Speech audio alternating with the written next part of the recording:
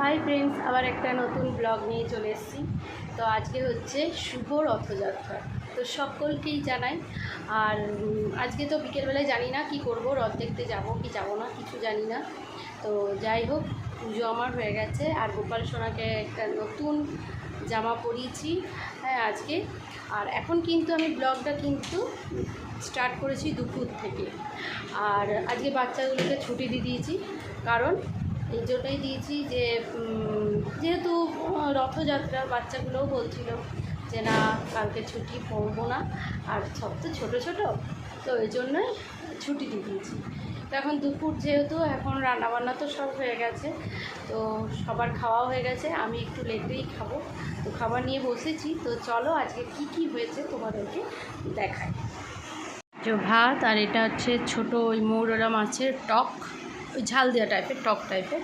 আর এটা কালকে একটু মাংস এনেছিল, তো সেটা বাবুকে দিয়েছি, অনেকটাই ছিল, আর আমি একটুখানি নিয়েছি। আর এটা হচ্ছে মাছের পটলের ঝোল, এটা হচ্ছে আমড়ার তরকারি, মানে ভুল বললাম, আমড়ার টক।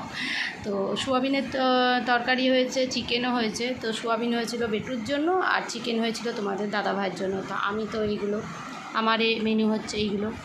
তো চলো খাওয়া দাওয়া সেরে নিই। তো সকালে যে গোপুকের সোনাকে আমি নতুন জামা পরিয়েছি, তো সেটাই তোমাদেরকে একটু দেখাই। এই যে গোপাল সোনাকে আমার নতুন জামা পরিয়েছি, যেহেতু রথ আজকে, তো সেই জন্য নতুন জামা পরিয়ে গোপু সোনাকে বসিয়েছি। আর যেহেতু বৃহস্পতিবার লক্ষ্মী মায়ের পুজো, তো লক্ষ্মী মায়েরও পুজো হয়ে গেছে।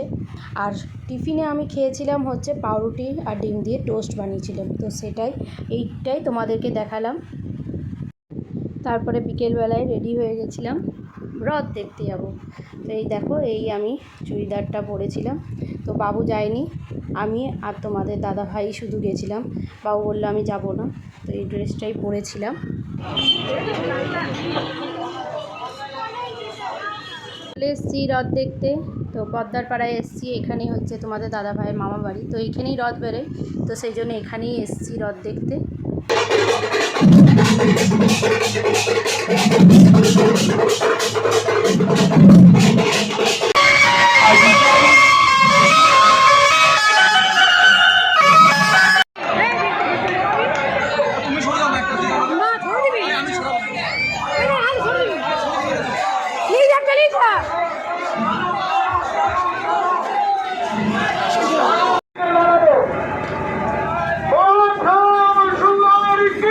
রথ দেখলাম, তারপরে চলে এসেছিলাম কলেজ মোড়। এইখানে বাবুর জন্য একটা পিৎজা নিলাম, তারপরে বাড়ি। তো রথ দেখে বাড়ি ফিরলাম, আর সাথে জিলাপি নিয়ে এলাম।